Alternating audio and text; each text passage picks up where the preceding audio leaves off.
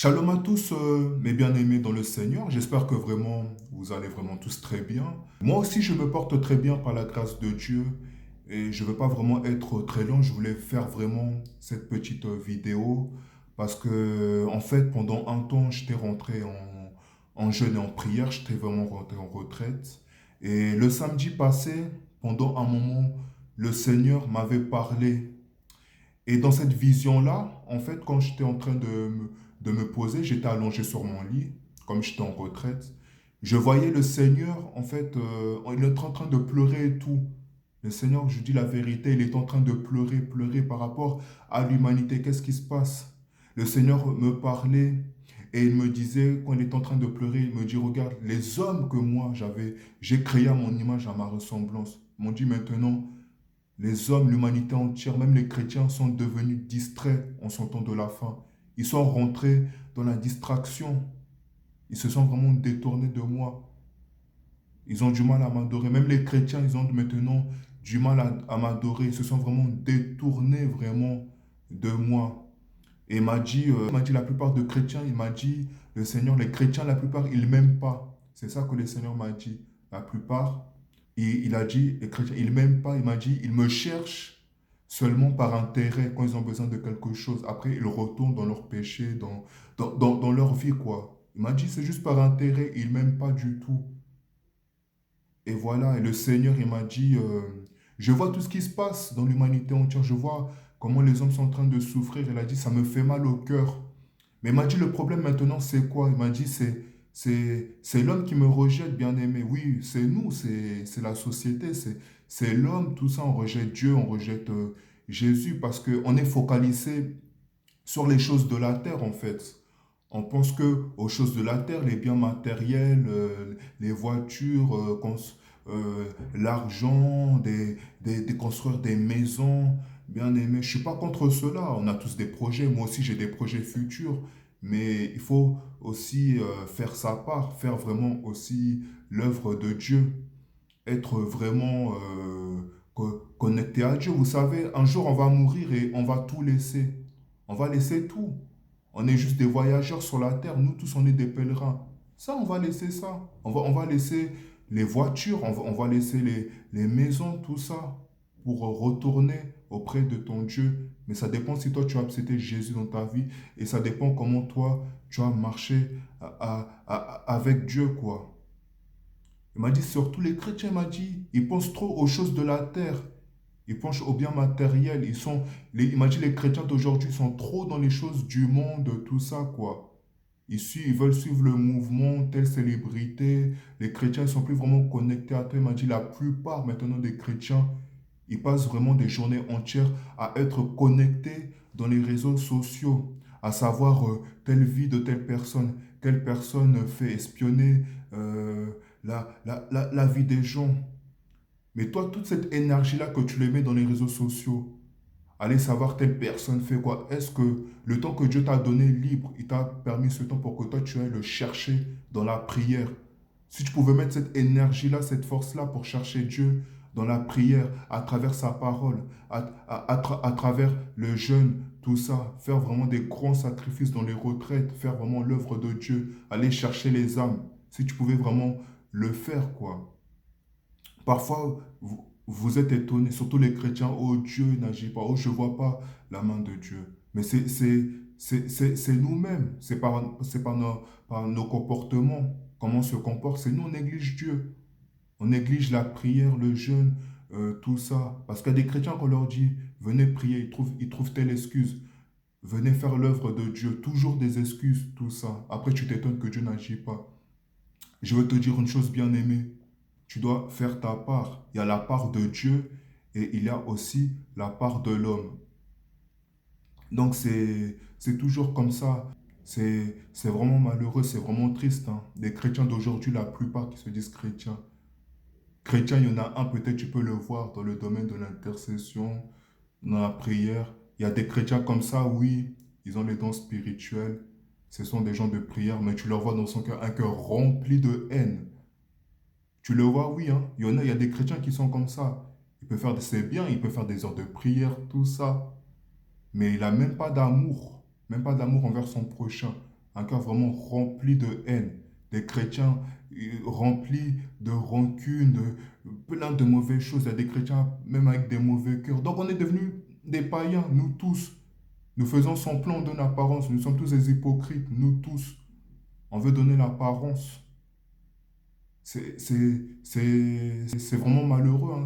Moi, ça me fait mal au cœur, quoi. Donc, Dieu vraiment, il est bon.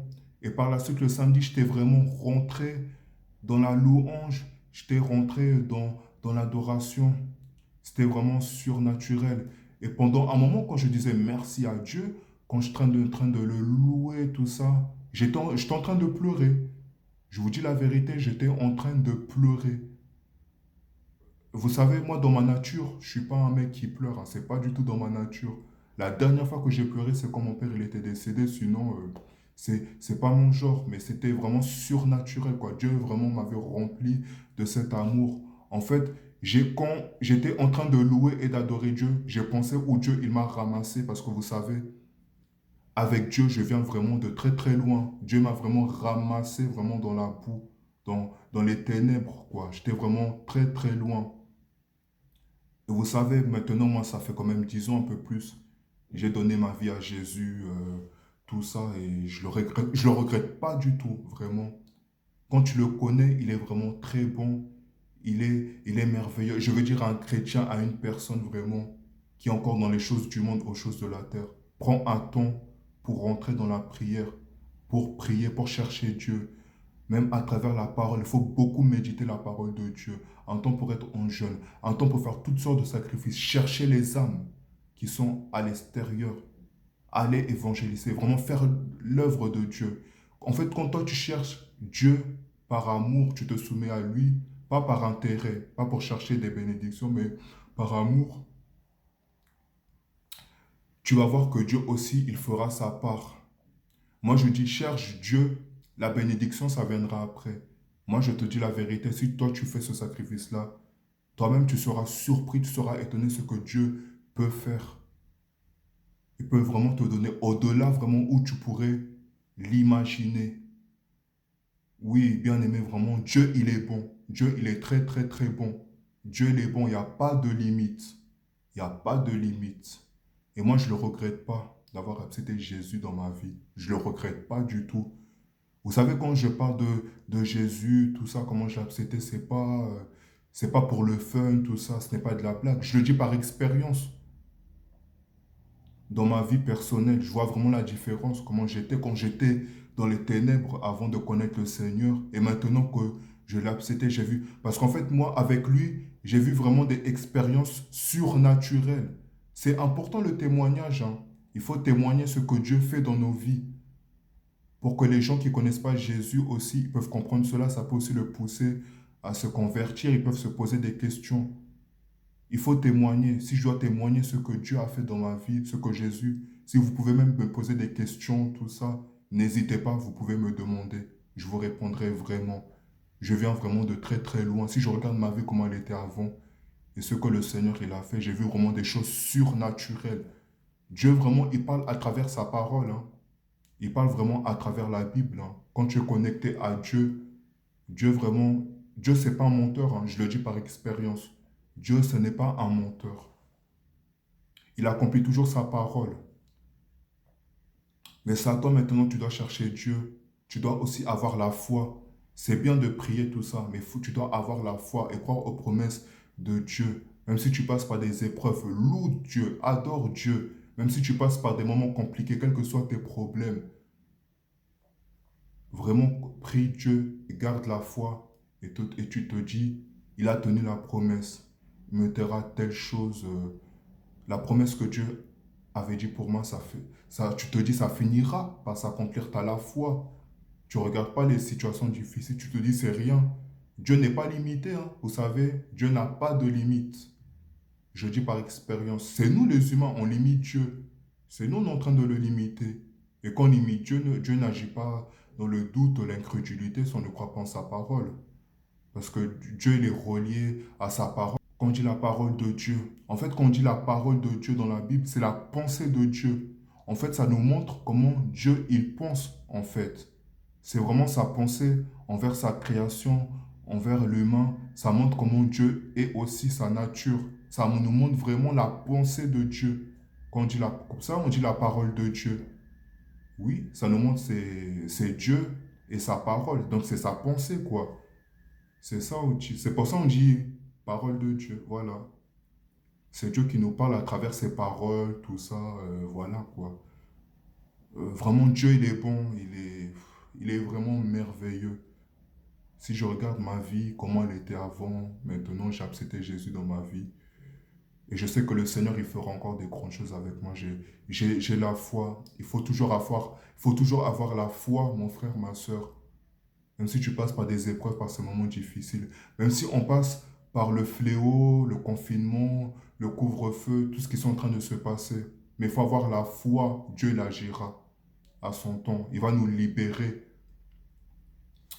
Le peuple d'Israël, mes frères et mes sœurs, le peuple d'Israël, ils étaient restés 40 ans dans le désert. Ils sont restés 40 ans et en une journée bien aimée, Dieu les a délivrés. Dieu, il agit seulement à son temps, c'est tout. Il faut être patient, il faut être persévérant. Il faut avoir la persévérance. C'est plus ça. Job aussi, il avait tout perdu. J'aime bien, quand je passe par des épreuves, des moments difficiles, me rappeler la vie de Job. Job, il a tout perdu. Il avait perdu tous ses biens matériels, sa femme, ses enfants. Mais malgré cela, il a continué de louer Dieu, d'adorer Dieu. Il a gardé la foi parce que il a cru aux promesses de Dieu. Il sait de quoi Dieu est capable et Dieu lui a donné au centuple. Donc, c'est plus ça vraiment. Donc, je voulais encourager quelqu'un avant de finir de clôturer. Que Jésus t'aime, Dieu t'aime. Il connaît tout de toi. Il connaît les soucis de ton cœur. Il connaît tous tes problèmes. Il connaît tes soucis, tes inquiétudes. Mais il te pose la question, est-ce que tu veux l'accepter dans sa vie comme Seigneur et Sauveur? C'est ça que lui, il te pose cette question-là. Après, c'est toi, tu es libre. Tu peux dire oui, tu peux dire non. Dieu nous laisse libre, quoi. Mais moi, je te donne le conseil que je peux te donner, dis oui.